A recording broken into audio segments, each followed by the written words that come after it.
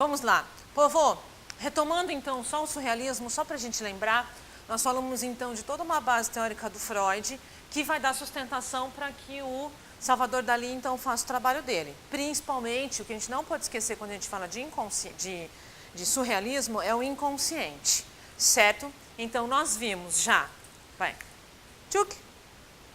nós já vimos a persistência da memória e paramos no próximo. No próximo, Deus é mais. Mais uma? Para aqui, nós vimos o toureiro, vimos o touro, o toureiro também nós conseguimos ver. Muito bem, só para fechar então, calma.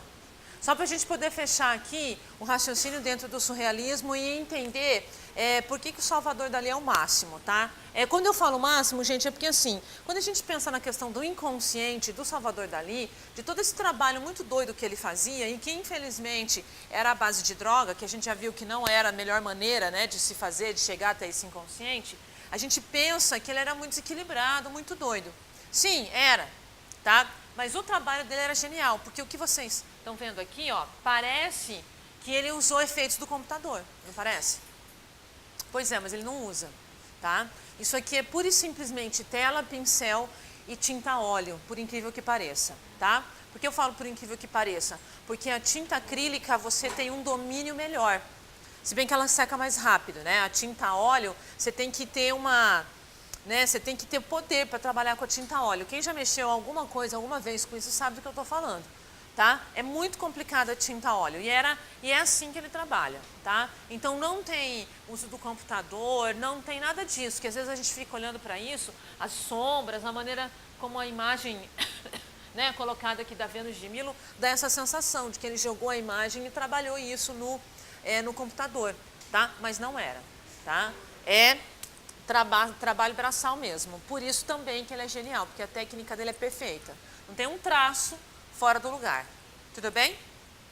Fechamos então o surrealismo e vamos para outra vanguarda, tá? Continuando, a gente vai agora para o dadaísmo. Então vamos lá, deixa eu explicar o dadaísmo para vocês. Deixa eu ver como é que eu vou começar isso. Bom, eu vou tentar trazer mais para o concreto, tá? Pensem no seguinte, uma pessoa que sofre de uma doença muito séria, tá? A primeira coisa que ela faz é recorrer à questão da ciência, certo? Então, eu vou fazer de conta, tá? Alguém está com câncer, não é? Já foi diagnosticado, então qual que é a primeira coisa a se fazer? Tem que fazer quimioterapia, radioterapia, ou medicação, ou a cirurgia. Lindo, tá? Então, tem todo esse processo científico. Muito bem. Se mesmo, depois desse processo científico, a doença volta ou ela não sara, é uma tendência do ser humano a se apegar à questão religiosa, tá? É uma tendência, gente. Não tem certo nem errado. É ser humano, tudo bem? O que acontece então? No caso aqui do dadaísmo, reparem a data, 1916 a 22. 16, eu já tenho a Primeira Guerra Mundial. A Primeira Guerra Mundial começa em 14, lembram? Vocês mesmos disseram para mim, tá? E aí o que vai acontecer? Eu estou nesse momento de guerra, e eu percebo que nada resolveu a situação, nada fez com que esse ser humano não entrasse em guerra. Conseguem perceber? Então é como se eu tivesse uma doença, como se a guerra fosse uma doença, tá? Vou ligar as duas ideias agora, tá? Então como se a guerra fosse uma doença e eu tentei resolver isso pela ciência, mas eu não consegui. Depois eu tentei buscar religião, também não consegui. Então a descrença da pessoa, do ser humano, em relação a outro ser humano é muito grande. Conseguem entender isso? Porque a gente pensa assim, como é que eu, ser humano, posso destruir um outro ser humano? Como que isso pode acontecer? Como eu posso aniquilar o outro? Entendem? Então, os artistas aqui vão olhar para esse ser humano e vão ver que ele não tem mais nada internamente. Porque se ele tivesse, gente, raciocina comigo, o que ele ia fazer? Se eu tenho um pouco tem algo aqui dentro, tem uma humanidade aqui dentro, e eu percebo isso em você, eu não vou te destruir, porque nós somos iguais. Vocês conseguem entender isso? Lógico que eu tenho que ter esse processo de empatia, eu tenho que querer me assemelhar a você. E não adianta a gente negar, se a gente for retirar tudo, tira aí cor de pele, cor de cabelo, sexo, né, gênero, feminino e masculino, o que nos sobra? A humanidade, né? Somos todos seres humanos aqui. ou alguém é cachorro, vegetal, não, né? Vai que de repente, né, a pessoa tipo, digievoluiu, não sei, né? Essas coisas meio Pokémon, esse mundo meio doido, né? Não, tá todo mundo, alguém é mutante, mesmo assim tem uma coisa de DNA ainda, né, humano. Então percebam, se eu, eu já falei que eu queria ser mutante, né? Tá? Eu queria ser a Jean Grey. Imagina que tudo. Volta, tá? Mas eu sou eu, você é você e somos todos seres humanos. Os artistas vão olhar para isso e vão falar assim, não é possível que um ser humano maltrate um outro dessa maneira. Provoque, né, a destruição do outro. E aí eles vão tentar interagir com isso, tá? De que maneira? Pensem no seguinte, meus amores, é cruel o que eu vou falar. Mas assim, o dadaísmo não é todo mundo que entende. Por quê? Porque eles são extremamente críticos. Tá? E a criticidade, a ironia é um recurso extremamente elevado. Eu não sei se a professora de redação de vocês fala isso. Tá? A ironia é um recurso extremamente importante e interessante, principalmente na escrita. Mas você tem que ter o domínio. Né? Você não alcança, né, a ironia no texto de um dia para o outro, tem que exercitar. Porque ela pode simplesmente passar desapercebida. Certo? Então eu vou mostrar essa questão da ironia que os dadaístas vão usar na imagem aqui. Tá? O grande representante, por favor, é o Marcel Duchamp. Então ele faz isso, roda de bicicleta. Eu, como não tenho essa percepção e não entendo exatamente o que eles querem dizer, eles fazem uma coisa assim. Ó, o que eu vou fazer agora é mentira, tá? Tá? É mentira. Eu vou mentir agora descaradamente. Por favor, não acreditem. Tá? Tô falando sério. É mentira, tá? Vamos fazer de conta que eu me acho, porque eu não me acho. Lógico que eu me acho, assim como vocês também se acham. Gente, todo mundo que está aqui dentro acredita que se vocês morrerem amanhã, o mundo vai parar.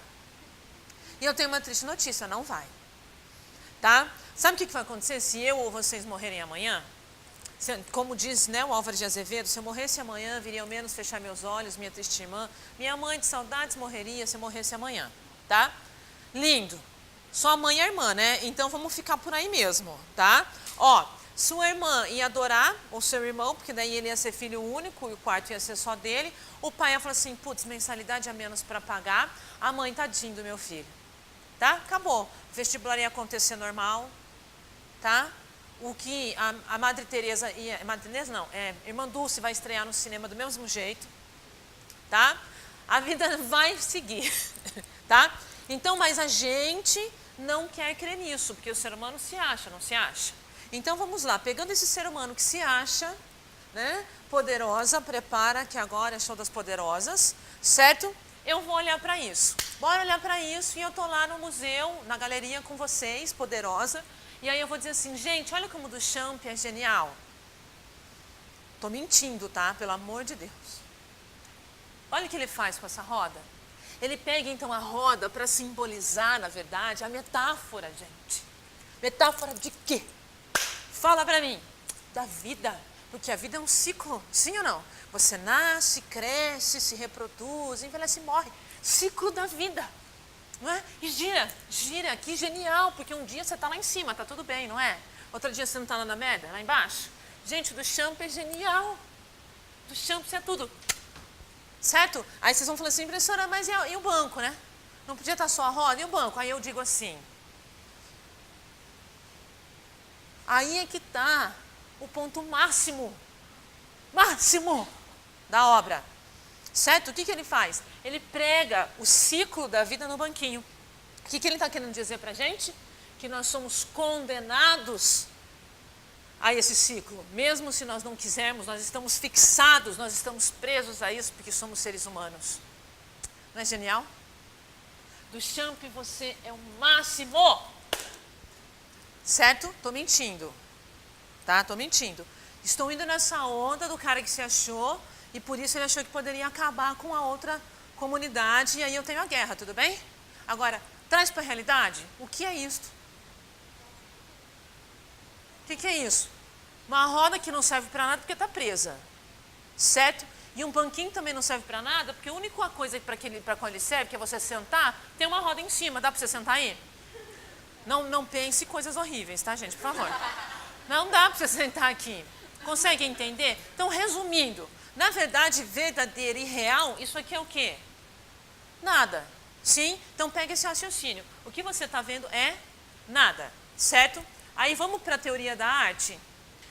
A arte é um reflexo do quê?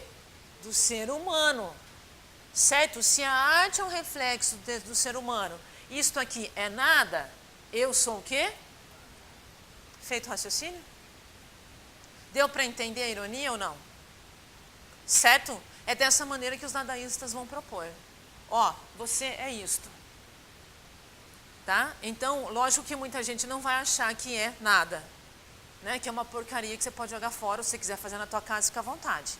Tá? Não é isso que as pessoas vão pensar, mas é isso que eles querem dizer pra gente. Conseguem compreender?